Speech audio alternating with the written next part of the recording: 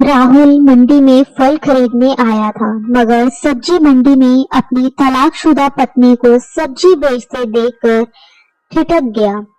रानी के सामने जमीन पर थोड़ी सी सब्जी रखी हुई थी और वह उदास बैठे ग्राहक का इंतजार कर रही थी।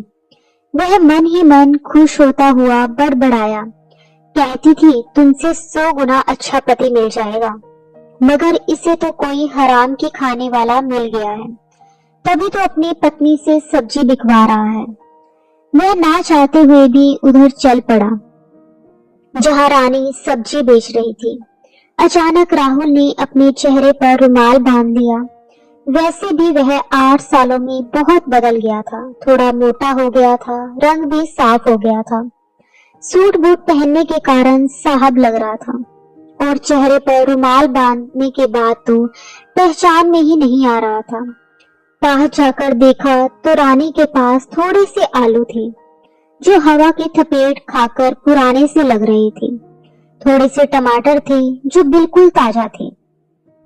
एक लकड़ी की कैरेट में आम रखे थे जिनके ऊपर सूखा घास होने के कारण वह ढंग से दिखाई नहीं दे रहे थे।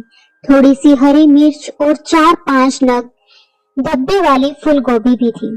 बस सड़क के किनारे जमीन पर एक चादर बिछाकर उसी पर लगी छोटी सी दुकान में इतना ही सामान था। राहुल ने गौर किया, वह बहुत ज्यादा दुबली पतली हो गई थी। चेहरे पर जरा भी रौनक नहीं थी, रंग भी सांवला हो गया था। एक बार तो उसे शक हुआ कि वह रानी नहीं कोई और है, मगर उसके माथे पर बड़ा सा तिल देखकर उसे विश्वास हो गया कि वह रानी ही है। रानी ने आशा भरी दृष्टि से उसकी तरफ देखा, फिर जल्दी से बोली, क्या चाहिए साहब? पड़ोस में सब्जी बेच रही एक महिला बोली, इसके पास तो बासी सब्जी रखी है साहब, ताजा सब्जी लेनी है तो इधर आ जाइए। मगर रानी जल्दबाजी में बोली, बासी नहीं है साहब, बस धूप के कारण थोड़ी पुरानी लग रही है, वरना मैंने आज सुबह ही खरीदी थी। रानी के चेहरे पर बेबसी और मजबूरी के भाव देखकर उसका दिल धड़क गया। आखिर जिंदगी के 6 साल उसके साथ गुजारे थे। तलाक जरूर हो गया था, मगर उन 6 सालों में कुछ यादगार और हसीन पल भी गुजरे थे। वह बिना बोले ही ऊपर से घास हटाकर आम देखने लगा। आम थे तो बढ़िया किस्म के, मगर उसमें भी सिलवटें पड़ी हुई थी, पुराने होने के कारण पिछले हुए थे। वह बोला, ये तो सचमुच खराब हो गए हैं। रानी अधीर होकर बोली, नहीं साहब, खराब नहीं हुए हैं, बस थोड़े से अलसाए हुए लग रहे हैं। ले लो ना साहब, शाम का वक्त है, सस्ता लगा दूंगी। वह वहां से जाने का नाटक करते हुए वह बोला, मैं जानता हूँ ये खराब हो चुके हैं, छिलका उतार कर देखो, अंदर से काले पड़ गए हैं। वह गिड़गिड़ाते हुए बोली, आप एक आम खाकर तो देख लो सर, अगर खराब लगे तो मत लेना। 2 दिन से बेटे की तबीयत खराब चल रही है, इस कारण दुकान ढंग से नहीं लगा पा रही हूँ। बेटी का नाम सुनते ही राहुल को झटका सा लगा। उसके सामने अपनी प्यारी सी बेटी का चेहरा उभर आया। तलाक के वक्त उसे आखिरी बार देखा था, तब वह 4 साल की थी, अब तो 10 साल की हो गई होगी प्रीति। वह एक आम उठाकर राहुल को देने लगी, मगर वह तो बेटी के ख्यालों में ही खो चुका था। बेटी की तबीयत खराब होने का समाचार पाकर उसके दिल में कुछ टूटकर बिखरने लगा। लो साहब, चख के देख लो। रानी की बात अनसुनी करके वह जल्दबाजी में बोला, सारे आम तोड़ दो। वह आश्चर्य से उसकी तरफ देखते हुए बोली, सारे? वह बोला, हाँ, सारे तोड़ दो। और वह खुश होकर आम तोड़ने लगी। 8 किलो आम थे। वह 2 थैलियों में डालकर उसे देते हुए बोली, 100 रुपए किलो बेच रही हूँ, मगर आप 8 किलो पूरे ले रहे हो, इसलिए 80 रुपए किलो के भाव से दे दो। कुल 640 रुपए होते हैं साहब, आपका ऊपर के 40 भी रहने दो, आप 600 रुपए ही दे दो। वह बोला, तुम्हारी बेटी बीमार है, इसलिए 100 रुपए किलो के भाव से पैसे ले लो। फिर 500 के 2-2 नोट देकर वह जाने लगा। रानी ने पीछे से पुकारा, 100 रुपए किलो के भाव से जोड़े तब भी 800 होते हैं साहब, अपने 200 रुपए तो वापस लेते जाओ। राहुल वहीं रुक गया मगर कुछ बोला नहीं। रानी खड़ी होकर पास आई, फिर बोली, भीख नहीं चाहिए साहब, भीख ना मांगनी पड़े इसीलिए ये दुकान लगाई है। वह बोला, तुम्हारा पति कुछ नहीं करता क्या? वह 200 रुपए उसके हाथ में रखते हुए बोली, पति से 8 साल पहले तलाक हो गया था साहब। वह चल पड़ा, फिर चलते चलते बोला, तुम जैसी खुददार औरत के साथ तुम्हारे पति ने जरूर कुछ गलत किया होगा, तभी रिश्ता टूट गया। वह पीछे से बोली, नहीं साहब, पति अच्छा था, बस दिन खराब थे। अब वह रुक ना सका, जल्दी वहां से दूर अपनी गाड़ी के पास चला गया। उसने पीछे मुड़कर देखा, रानी अपनी दुकान समेट रही थी। शायद उसकी आज मजदूरी हो गई थी, इसलिए वह अंधेरा होने से पहले ही घर जा रही थी। राहुल का मन किया उसके पीछे जाए ताकि पता चले कहाँ रहती है। उसका प्रीति को देखने का मन भी कर रहा था, इसलिए उसके दिल में एक खिंचाव सा महसूस होने लगा। रानी ने तलाक के बाद किसी पुरुष से शादी नहीं की थी, यह बात भी उसके दिल में खटक रही थी। जब वह अपनी बची हुई सब्जी को एक झोले में रखकर घर की तरफ चल पड़ी, राहुल पैदल ही उसके पीछे हो लिया और उससे काफी दूर का फासला बनाकर चल रहा था कि वह उसे देख ना पाए। राहुल के दिमाग में एक ही सवाल बार बार शोर मचा रहा था कि रानी कानपुर में कैसे आई। उसका घर तो दूर एक गांव में था, वहां उसके 2 भाई थे, उन्होंने बहन को अकेला कैसे छोड़ दिया। तलाक के वक्त तो बड़े उछल रहे थे।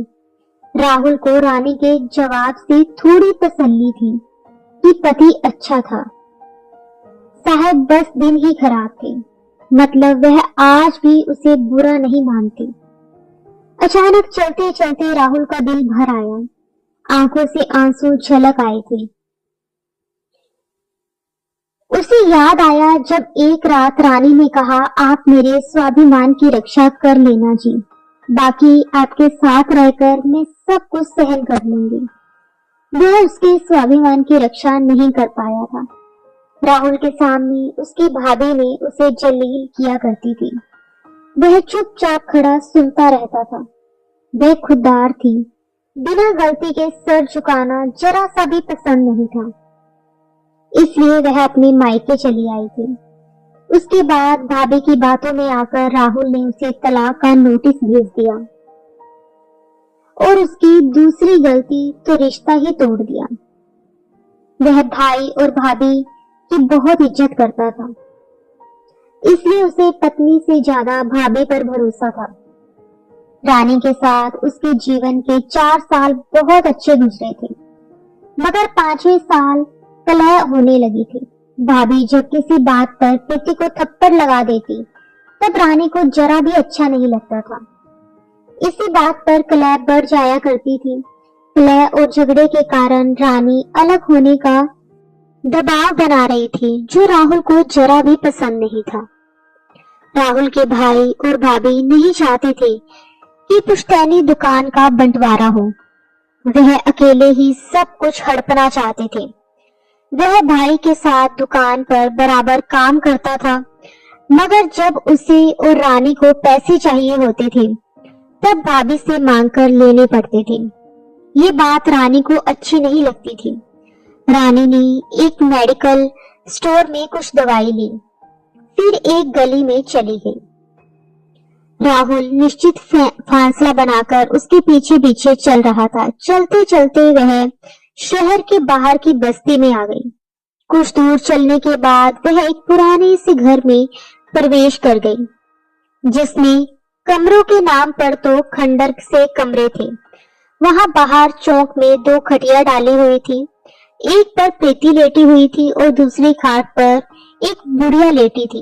राहुल ने देखा रानी के पहुंचते ही वह बुढ़िया उठकर बैठ गई।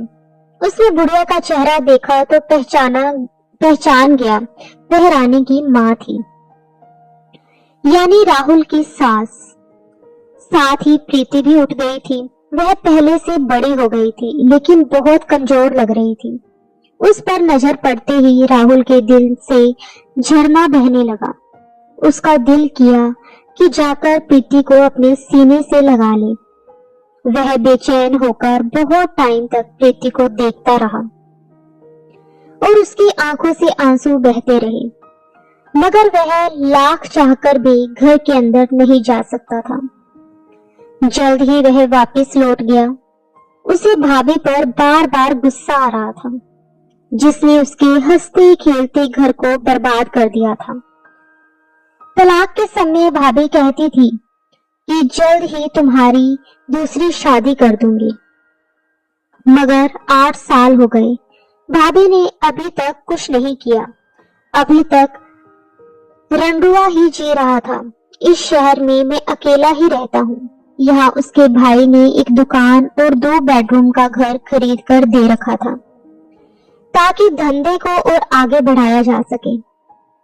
राहुल अकेला ही वह दुकान चला रहा था। घर भी ठीक दुकान के पीछे था।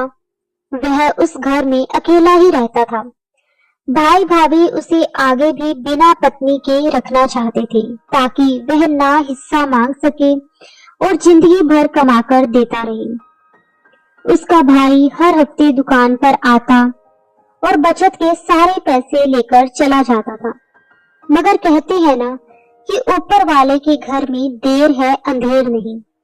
भगवान के संयोग से दोनों तलाकशुदा पति पत्नी एक ही शहर में रहने आ गए। अभी तक दोनों ने दूसरी शादी भी नहीं की थी।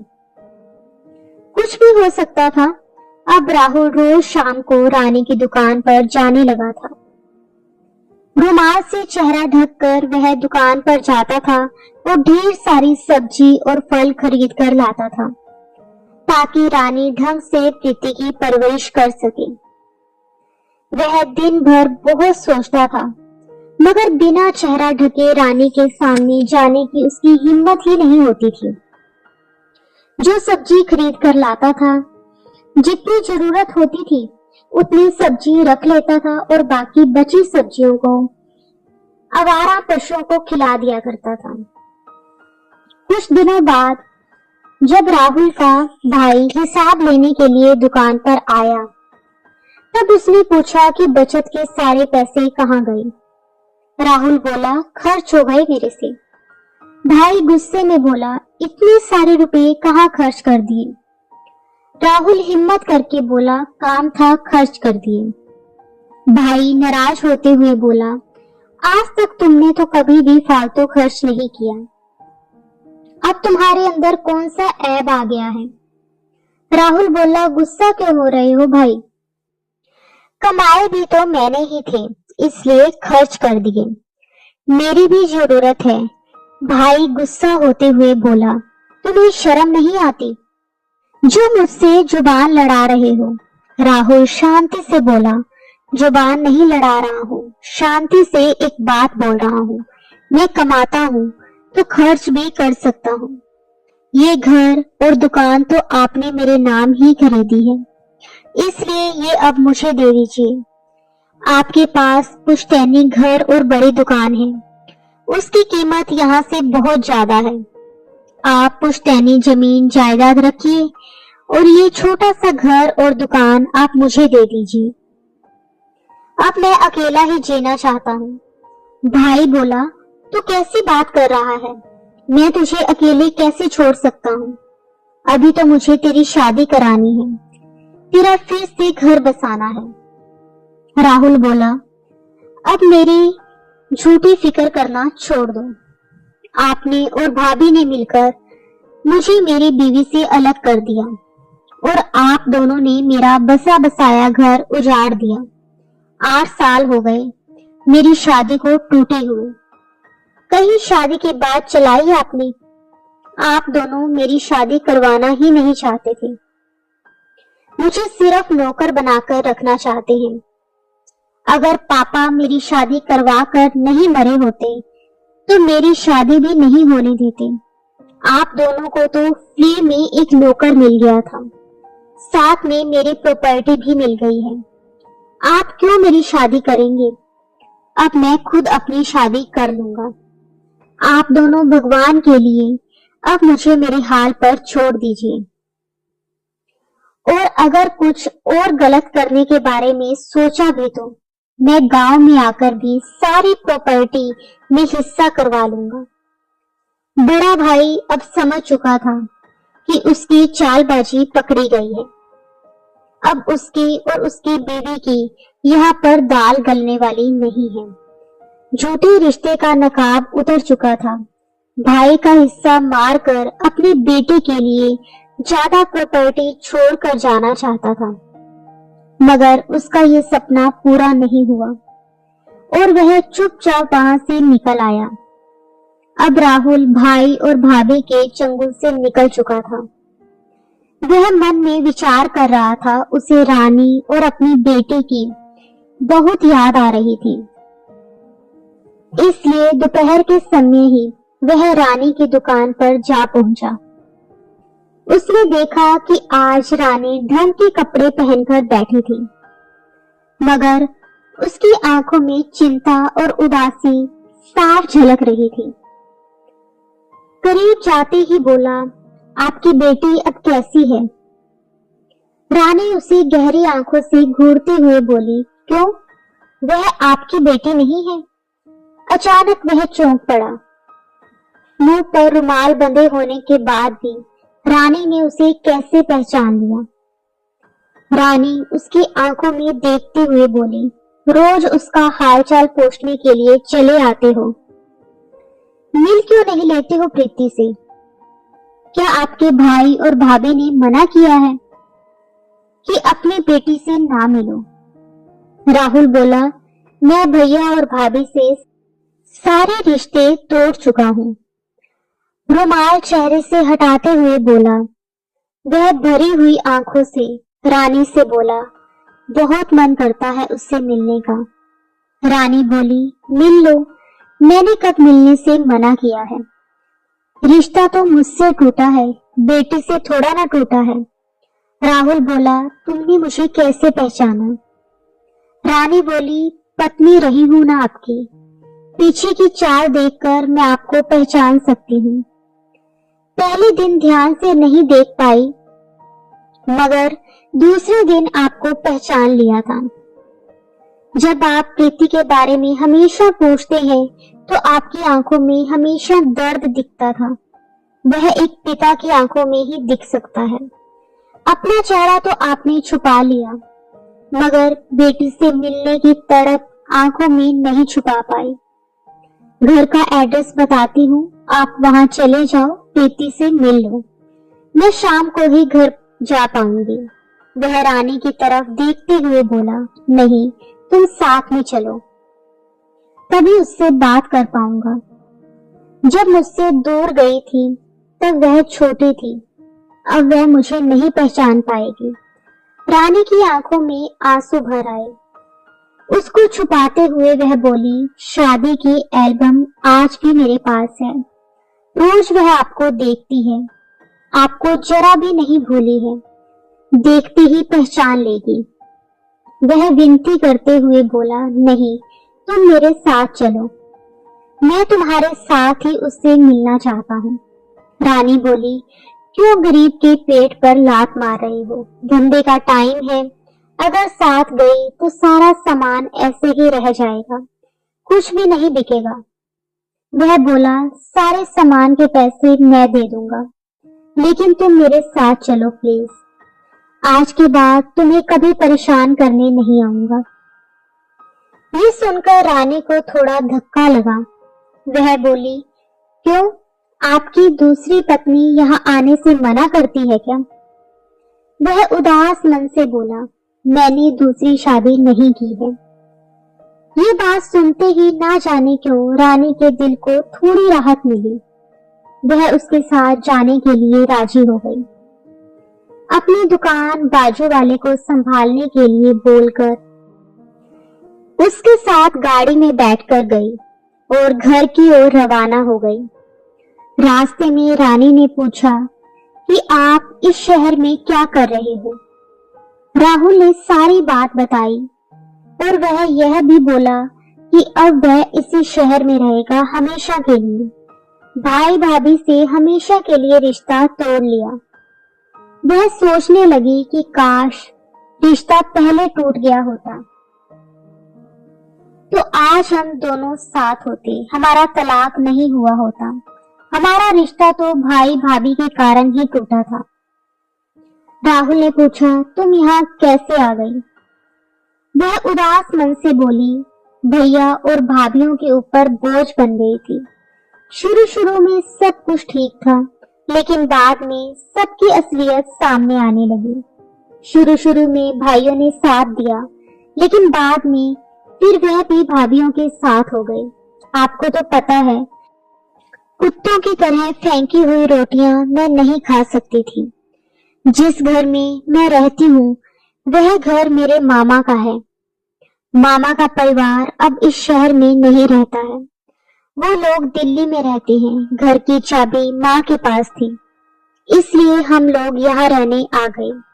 घर पुराना है और हम लोग को किराया भी नहीं देना पड़ता, इसलिए इधर ही रहते हैं।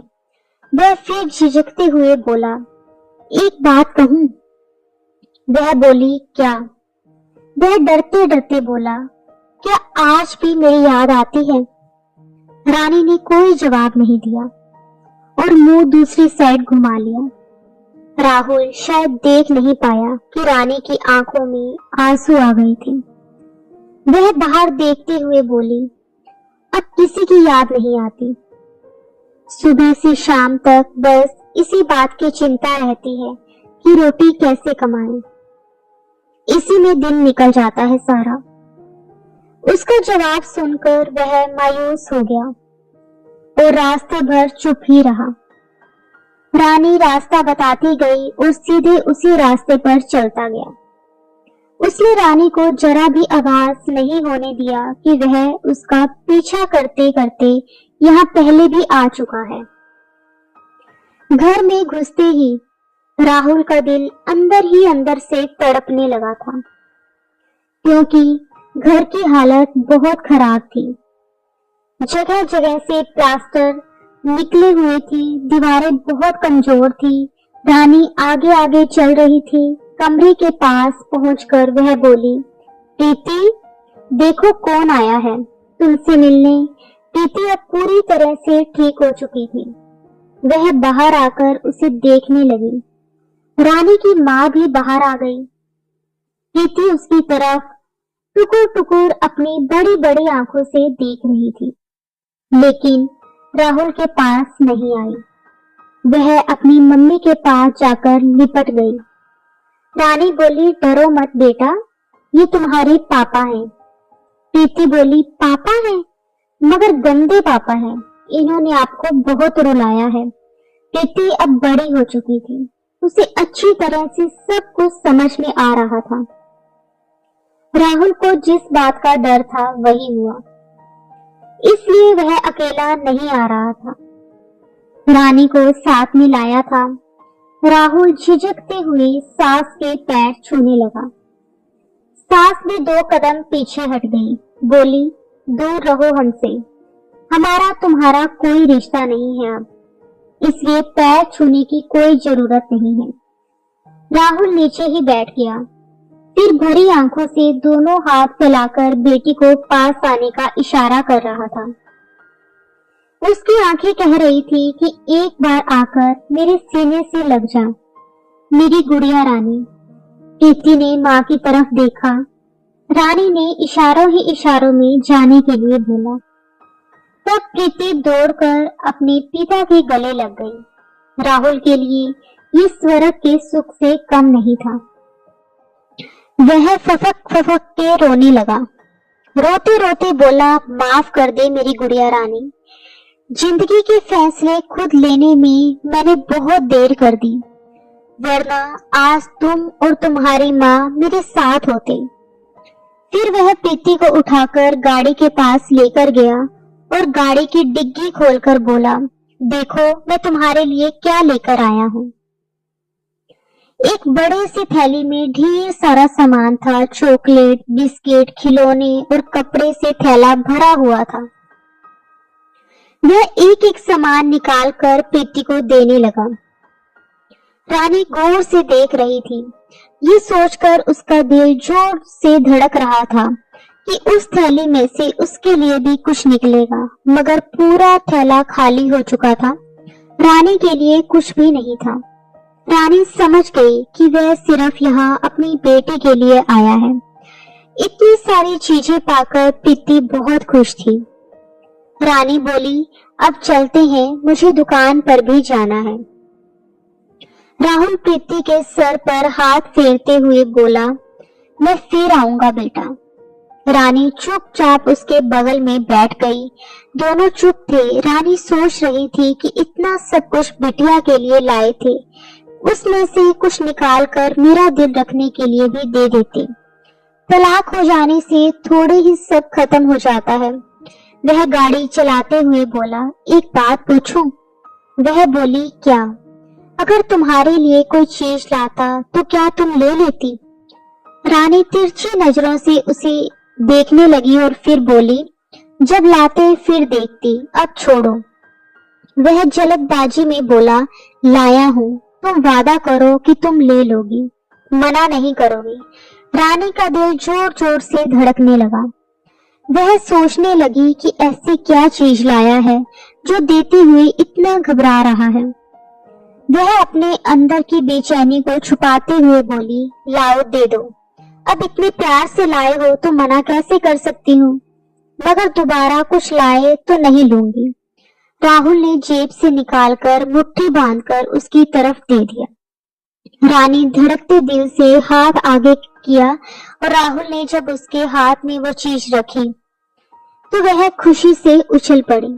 कोई ऐसी वैसी वस्तु नहीं थी, वह एक मंगलसूत्र था। राहुल का दिल धक धक कर रहा था घबराहट के मारे। उसने साइड में गाड़ी रोक दी। रानी आश्चर्यचकित होकर बोली, ये क्या है?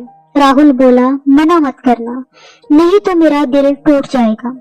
बड़ी आस के साथ लाया हूँ। मैं अपनी सारी गलतियों की तुमसे माफी मांगता हूँ। मैं बहुत बड़ा मूर्ख हूँ, इसलिए मुझे अपनों ने ही छल लिया और मेरी बेटी पत्नी से ही दूर कर दिया।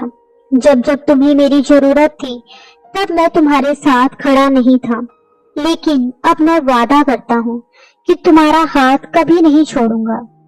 ये साथ अब मेरे मरने के बाद ही छूटेगा। अब हम फिर से नया संसार बनाएंगे, जहाँ प्रीति की अच्छी परवरिश और सासू माँ का बुढ़ापा संवारेंगे। अचानक हुए इस वाक्य से रानी स्टैचू बन गई और वह कुछ बोल नहीं पा रही थी, बस एक टक मंगलसूत्र को निहार रही थी। राहुल बोला, रानी, ए रानी, मैं तुम्हारा वही राहुल हूँ जिसके हाथों का तकिया बनाए बिना तुम्हें नींद नहीं आती थी। प्लीज मना मत करना, मैं तुम्हें ऐसी जिंदगी जीते हुए नहीं देख सकता। जब से मैं तुम्हें इस हालत में देखा है मैं रोज रोता हूँ। कहते हुए रोने लगा। रानी मंगलसूत्र को मुट्ठी में बंद करते हुए बोली, तलाक के कागजों का क्या होगा? फाड़ देंगे। राहुल रोते हुए बोला। रानी उसे वापस मंगलसूत्र देने लगी। राहुल ने बहती आंखों से उसे देखा और दोनों हाथ जोड़ लिए। रानी बोली, अपने हाथों से पहना दो। इतना सुनते ही राहुल खुशी से उछल पड़ा और मंगलसूत्र लेकर तुरंत रानी को पहना दिया। वह खुशी से पागल हो गया। गाड़ी स्टार्ट करके चलने लगा। रानी ने उसका हाथ पकड़ लिया, बोली, अब दुकान पर नहीं जाना, अपने घर ले चलो। राहुल ने वापस गाड़ी रानी के घर की तरफ घुमा दी। प्रीति और अम्मा को गाड़ी में बिठाया और अपने मकान की तरफ चल दिया, क्योंकि अभी तक वह मकान ही था।